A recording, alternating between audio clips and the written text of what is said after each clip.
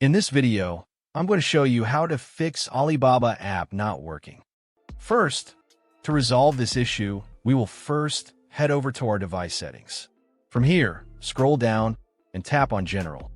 Once you're in the General Settings tab, look for iPhone Storage option and tap on it. Over here, you can either search for the app or you can scroll down and look for it.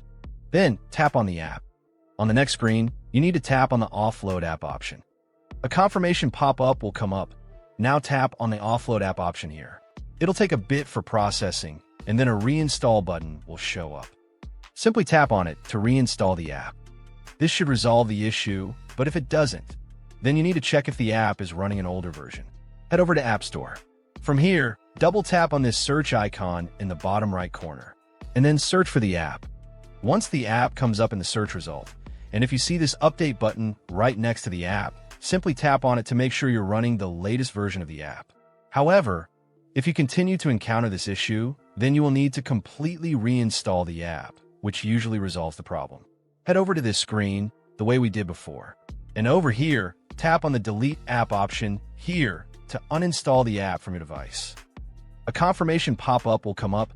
Now tap on the Delete option here. Once uninstalled, open up App Store and search for the app in the search bar. After the app comes up in the search result, simply click on this cloud icon to install it back onto your device.